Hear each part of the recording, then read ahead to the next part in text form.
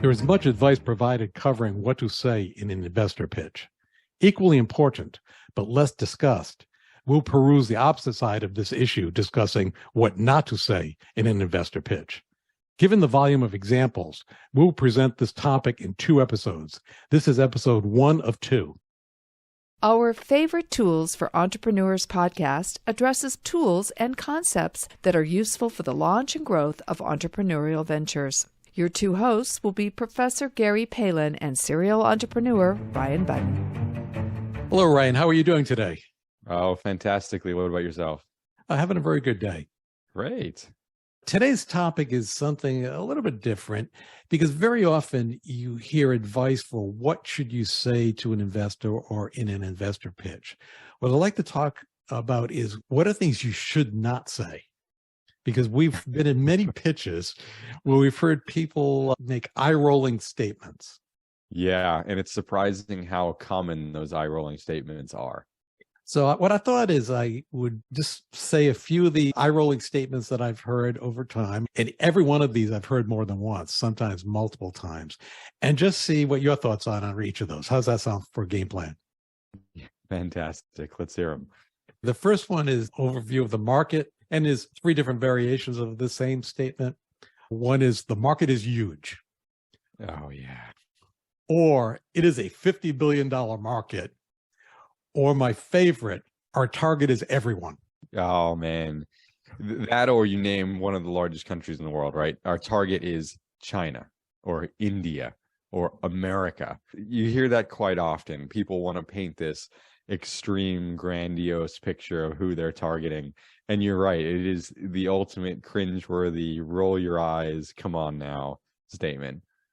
So instead of saying the market is huge or our target is everyone, what should they be saying? They should properly define the market. So there's no way your target is everyone. So who actually is the target market? The way that I've seen this done well that attracts people's attentions, but also isn't insane, is they'll say the entire addressable market is $50 billion. However, we have identified our core market of $1 billion, and that core market is made up. And then just some quick statistics of who it is. So you still get that, whoa, but here's what we're really going after. Absolutely. And I always maintain, especially when someone says our target is everyone, my thought is you can't afford to market to everyone. Oh, how funny. That's a good point as well. Yeah. Even if it was, you got to pick somebody to start with. The next one deals with the financials. I'll put it into 2 parts. One of them is our financials are conservative. And I always laugh at that because it's like, I'm always thinking, no, you've gone hog wild with these. And then following up with that is we should have our first sale within 30 days and be profitable within 3 months. Yeah. So similar statements, right? Just sort of inflammatory, exaggeratory statements. So why would you ever be conservative with your financials? The point is to try and accurately estimate your financials. And that's what an investor is looking for. It's not a conservative estimate. It's not an inflated estimate. What do you actually think it's going to be? And then, with the profitability, unless you've made a whole series of pre-sales, which is amazing, and you should definitely talk about that if you have, starting a sale in 30 days and then being profitable in 3 months, even if you're selling canned air, is going to be difficult. That gets into the hockey stick of rapid growth that's unreasonable at the beginning. And especially if you're selling a tangible, there's no way, come hell or high water, you can be profitable in 3 months. That's exactly right. Yeah. If you have any sort of cost going into the product, good luck. And the financials being conservative, when I hear that, I always think, so in other words, the financials don't look very good and you're trying to soft soap it. Funny. That's another example where somebody would say that. They know it's not good. So they're saying, we've underplayed this. Don't look too hard. Here's another statement I hear when they're speaking directly to the investors. They will say, we are seeking a loan and not interested in giving up equity. Or another version of that, we are asking for 1 million, say, and offering 5% equity. I've definitely heard we're going for a loan, and that's just understanding your audience.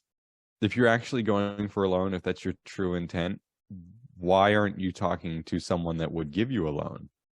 So understand who's in front of you, the type of money that they're lending, and the terms that they typically lend on. Angel investors to angel groups or angel networks to VCs are all going to expect something else. And you should have a basic understanding of what that expectation is before you go into a pitch. I very rarely see angels, and I don't think ever with a VC that they will give a loan. They want equity. Right. And if not more than equity, if not board seats, if not controlling interest, there's lots of things that go along with it. We've actually made a podcast on some expectations for those. Go look it up if you want to learn more about different types of investment groups. What about the second statement with a pure startup? I could see this if you're in like round 3 or round 4, but the valuation component, we want $1 million, say, and we're offering 5%, because basically you're saying our startup is worth $20 million. Right. That would be incredibly rare, if not impossible, for a true startup. Even if you factored in years worth of education and expertise, that's a difficult feat to mount. So be realistic. There are multiples out there. So go look at what publicly available multiples apply for your business sector. Look at some revenue. Look at what your intellectual property is worth. There are free ways of getting a pretty good estimate of what your business is worth, even if you're pre-revenue. So be realistic. Following along with that, and you touched on it briefly, they will tell the investors, we want your investment, but we want total control of all decisions. It's funny you say that, right? Because oftentimes that's the beginning of the negotiation. Very rarely is it where you end up. And I'm not advocating for giving up all decision making. In fact, I'm advocating for not doing that. But there has to be some sort of, if you're going to give me money, I am expecting you to have some sort of influence in the final decisions that are made, whether that's from an advisory capacity or a financial gatekeeping capacity on the money that you're giving, all the way up to true board positions where large decisions are being passed by you and you are getting an active vote towards what happens. That gets into the golden rule of business. He or she with the gold makes the rules. That's right. And if you're taking their money, they are going to justifiably be involved in decisions. Right. Once you're out of the friends and family, you should expect that.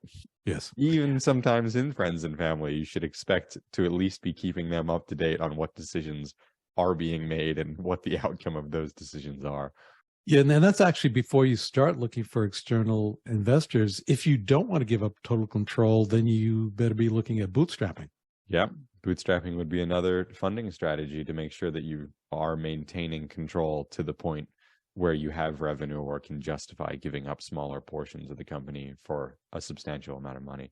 The involvement of the investors can be problematic. I was talking to a CEO of a well-funded business, and he told me he's either planning for the next board of directors meeting with the investors or recovering from the last one. Yeah. A wise man once told me there's lots of money out there. It matters more who it comes from than the amount of money they gave you. I have actually been involved in 2 businesses where money was taken, one tragically, and it ended up becoming a huge hindrance for the company because of who it came from. And a second, it created a nuisance for all of us. So just as you outlined, planning for the next meeting or recovering from the last one, that's oftentimes how it felt. You had to put the emotional body armor on and off every time you were going to go in a meeting with, in this case, it was a man that lent the money. And then you can't grow the business. That's exactly right. Overall, when people talk about strategy, and then again, this is one of my favorites, and they say, we will have the highest quality and the cheapest price. Yeah. The triangle, time, cost, and value.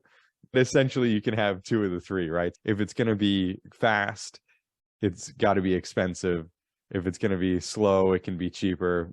Whenever anyone says that, I'm saying, well, if you have the highest quality, why aren't you getting premium price? That's exactly right. What does the competitive landscape look? I was just going to touch on that. And if there's a lot of competition in there, how are you going to pull off a high quality with a low price? How are you going to be able to afford that? Right. Yeah. How can the business sustain that growth? Probably not. Your margins get squeezed so much, especially in a competitive environment. My next statement, the product will sell itself. Yeah. In this day and age, that's not how it happens. The similar one to that is we're going to go viral. Well, Yeah. how? What is the product going to do to make itself happen? It's probably not. When I hear that about we're going to go viral, I'm thinking, well, don't start this business, start a marketing consulting firm where you can help other firms go viral and you'll make much more money. Yeah. Yeah, I love that. If you know the key to that success, there's a lot of people that are looking for it. Okay, here's another statement. We have first mover advantage. Yeah, I hope you do. Can you actually show me what that is? Because most likely you don't. There's very few markets in which you're going to be able to have first movers advantage, which for everybody listening means that you're truly the first person or first company into a specific sector. And you better hope second mover is not Microsoft. Yeah, or Coca-Cola, Apple, whoever it is, whatever industry that you're participating in. Walmart would be another good example. Hopefully that they're not coming in with the giant fly swatter immediately after your first mover advantage. Exactly. Okay, how about distribution will not be a problem? Yeah, I mean, to be topically relevant, we've just come off COVID, which, in my lifetime has disrupted supply chain more than anything ever. So all of these companies that had extremely well-ironed distribution channels, it's all gone haywire. So if you're a startup and you're telling me you're going to do better than Dell Computers at getting computers across the world, you probably haven't done enough research. I'm always thinking in the back of my mind, distribution is always a problem. Yeah, no joke. Well, Ryan, I have quite a few others listed, but I was thinking we probably should break this podcast up into two parts. So let's conclude with the last strategy component, and we'll move on to a few things. I have some statements on technology, Q&A, and general issues that we can talk in a second podcast. How's that sound? Fantastic. Let's do it. Okay, sounds great. You have a great day. You too. Bye. Thanks for listening to our Favorite Tools for Entrepreneurs podcast. As always, you can head over to ProfSpirit.com to check out more resources and courses designed for you, the entrepreneur. Please follow us on Spotify, Apple Podcast, YouTube, and others to get the most up-to-date information as it is released.